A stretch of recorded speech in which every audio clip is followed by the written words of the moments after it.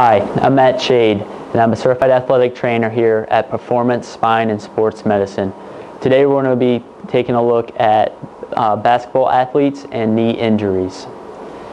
At the start of the 2011 NBA season, 32 players will be missing playing time due to an injury. Of those 32 players, 11 of them are suffering from a knee injury, and this is the highest percentage of all injuries. So we have to look at why are knee injuries so prevalent in basketball. And really it comes down to the demands of the sport. You have cutting, pivoting, jumping, sprinting to stopping, and contact in basketball. All of these motions take place in a confined area on a small court with 10 players, and it's a lot of explosive movements.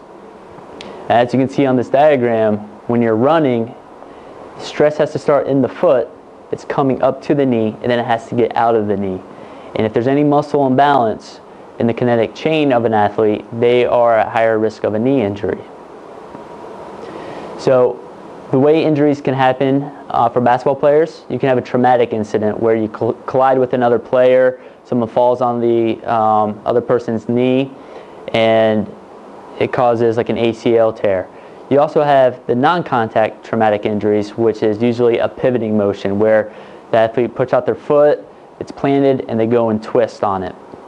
And the last is overuse. Basketball, you're training every day of the week, playing multiple games a week, and sometimes you can get tendonitis in the knee. Looking at the basic anatomy of the knee, you have your thigh bone or your femur, you have your muscles of the thigh bone, which are the quadriceps, hamstrings, and the IT band. In the lower leg, you have your tibia and fibula, as well as your gastrocnemius and calf, which comes up and attaches there behind the knee. You also have your kneecap, which is the patella, and the patellar tendon, which is really the quadricep muscle coming down, forming a real thick tendon that comes over top of the knee. For muscle tendon injuries, you can get patellar tendonitis, which is inflammation of the tendon in the front of the knee, IT band syndrome, which is on the outside of the knee, hamstring tendonitis as well. If you're looking at the meniscus and the ligament structures of the knee, the meniscus is the cartilage that lines the top of the tibia bone, and you also have your ACL, which keeps the thigh bone and the tibia in line and prevents any type of anterior translation of the tibia on the femur. You also have your MCL, medial collateral ligament, and your LCL. Common injuries, you have your ACL sprain or tear. This is usually caused when changing direction rapidly, slowing down, and or landing after jumping. As you can see in this picture here, athlete comes down and lands, and if you follow this knee, it just completely buckles. That's the ACL giving out on that. The MCL is another common ligament that basketball players suffer injury from.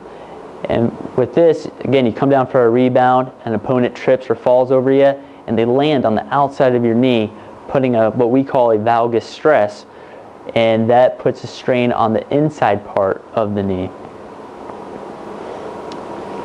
Treatment of injuries. The first most important thing that you can do is see a physician for a diagnosis and appropriate treatment plan. But sometimes, you get injured on the court, you can't see a physician right away. What you want to do is you want to put some ice on it, get a compression wrap, just try to lay off of it. If you're unable to bear weight, you also want to protect that knee from any further injuries. So you may want to use crutches, or if you have a knee immobilizer, apply that. So first thing you'll do is see an orthopedic physician. This is Dr. Kevin Shu at our Newtown office. And then once you see a physician, they'll set you up on an appropriate physical therapy program. This is, again, working the muscles, creating a balance, not just at the knee, but from the core all the way down to your foot and ankle. And then to get back to play, you want to see an athletic trainer here at Performance, Spine, and Sports Medicine, where we're going to take you to the next level. We're going to put you through a full biomechanical analysis using sensor technology, and we're going to see if there's any muscle imbalances, so we can either A, help enhance your performance, and B, hopefully prevent further injury. Now, in prevention of injuries, you want to look at, I consider it a triangle. Your core is the most important part. So you want to have a good core strength. You also want to focus on flexibility and balance. I put these at the base because for any athlete, but specifically basketball athletes, you need to be very flexible and balanced to prevent injury. And then at the top, this is where you take your game to the next level. You work on speed, agility, and strength. So for a year-round training program, you can actually come into Performance Spine and Sports Medicine, where we will first take a look at your biomechanics, and then we'll set you up on a core strengthening program. These are just a few good exercises for basketball athletes. Just doing some planks, physio ball. This is a great exercise because you can actually work hamstrings by curling the ball underneath of you and back out. You can also work your upper body and go into a push-up. The whole time you're working your abs, you're working your glutes. And then the wood chopper. It's a great explosive exercise that works on the full body. Stretching. Stretching is key for basketball athletes. You have to think about the position, again, that you play most of your game in, and it's in that athletic stance, shifting side to side, front to back. So the muscles are being used within a small parameter. They're not going through their full range during a game. So a lot of static stretching, especially after activity.